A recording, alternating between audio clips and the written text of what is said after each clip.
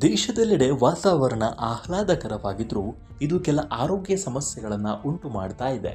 ಯಾಕಂದರೆ ಅನೇಕ ಪ್ರದೇಶಗಳಲ್ಲಿ ಬೀಸುತ್ತಿರುವ ಬಲವಾದ ಗಾಳಿ ಮತ್ತು ಹವಾಮಾನ ಬದಲಾವಣೆಗಳಿಂದ ಸಾಮಾನ್ಯರಿಗೆ ಮಾತ್ರವಲ್ಲ, ಹೃದ್ರೋಗಿಗಳಿಗೂ ಸಮಸ್ಯೆ ಉಂಟಾಗ್ತಾ ಇದೆ.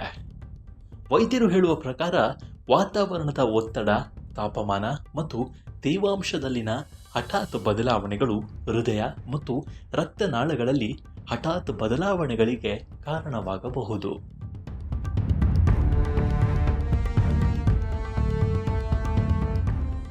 ಇದು ಹೃದಯಾಘಾತ, ರಕ್ತದೊತ್ತಡದಲ್ಲಿನ ಏರಿಳಿತಗಳು ಮತ್ತು ಎದೆ ನೋವಿಗೆ ಕಾರಣವಾಗಬಹುದು.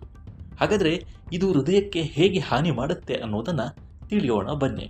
ಇದ್ದಕ್ಕಿದ್ದಂತೆ ಹವಾಮಾನ ಬದಲಾದಾಗ ದೇಹ ಹೊಸ ವಾತಾವರಣಕ್ಕೆ ಹೊಂದಿಕೊಳ್ಳೋಕೆ ಹೆಚ್ಚುವರಿ ಶ್ರಮವನ್ನು ವಹಿಸಬೇಕಾಗತ್ತೆ ಮತ್ತು ಈ ಸಮಯದಲ್ಲಿ ಹೃದಯದ ಮೇಲೆ ಹೆಚ್ಚು ಒತ್ತಡ ಬೀರುತ್ತೆ.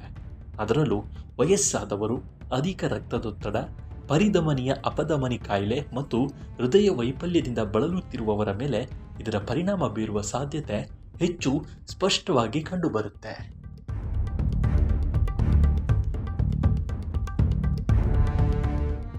ತಜ್ಞರ ಪ್ರಕಾರ ಬಲವಾದ ಗಾಳಿ ಮತ್ತು ಧೂಳಿನಿಂದ ಕೂಡಿರುವ ಗಾಳಿಯಿಂದಾಗಿ ಉಸಿರಾಟದ ಮಾರ್ಗ ಮುಚ್ಚುವ ಸಾಧ್ಯತೆ ಇದೆ.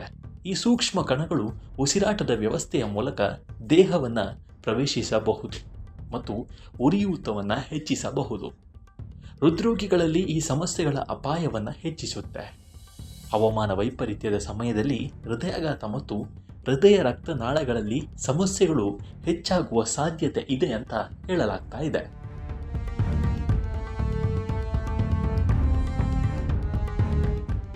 ತಂಪಾದ ಗಾಳಿಯು ಮಾನಸಿಕ ಒತ್ತಡ ಮತ್ತು ಹೃದಯದ ಆರೋಗ್ಯದ ಮೇಲೂ ನಕಾರಾತ್ಮಕ ಪರಿಣಾಮ ಬೀರುತ್ತೆ. ಮಿಂಚು, ಬಲವಾದ ಗಾಳಿ ಮತ್ತು ಶೀತ ವಾತಾವರಣ ಅನೇಕ ಮಂದಿಯಲ್ಲಿ ಆತಂಕ ಮತ್ತು ಒತ್ತಡವನ್ನು ಹೆಚ್ಚಿಸುತ್ತೆ. ದೇಹದ ಒತ್ತಡದ ಹಾರ್ಮೋನ್ ಅಡ್ರಿನಲಿನ್ ಮತ್ತು ಹೆಚ್ಚಿಸುತ್ತೆ. ಇದು ಹೃದಯ ಬಡಿತ ಮತ್ತು ರಕ್ತದೊತ್ತಡದ ಮೇಲೆ ಪರಿಣಾಮ ಬೀರುತ್ತೆ. ಹೃದ್ರೋಗಿಗಳು ಹವಾಮಾನ ಕೆಟ್ಟದಾಗಿದ್ದಾಗ ಹೊರಗೆ ಹೋಗೋದನ್ನು ತಪ್ಪಿಸಬೇಕು. ಹೊರಗೆ ಹೋಗಬೇಕಾದ ಅಗತ್ಯ ಇದ್ದರೆ ಅವರು ಮೊದಲೇ ಹವಾಮಾನದ ಬಗ್ಗೆ ತಿಳಿದಿರಬೇಕು.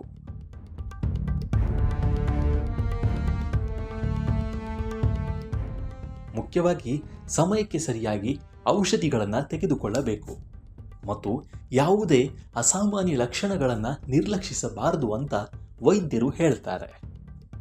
ಇನ್ನು ಎದೆನೋವು, ಉಸಿರಾಟದ ಸಮಸ್ಯೆ, ಅತಿಯಾಗಿ ಬೆವರುವುದು, ತಲೆ ತಿರುಗುವಿಕೆ, ತ್ವರಿತ ಹೃದಯ ಬಡಿತ ಅಥವಾ ಹಠಾತ್ ದೌರ್ಬಲ್ಯ ಕಂಡುಬಂದರೆ ತಕ್ಷಣ ವೈದ್ಯರ ಸಲಹೆಯನ್ನು ಪಡ್ಕೊಳ್ಬೇಕು ಅಂತ ತಜ್ಞರು ಎಚ್ಚರಿಕೆಯನ್ನು ನೀಡಿದ್ದಾರೆ.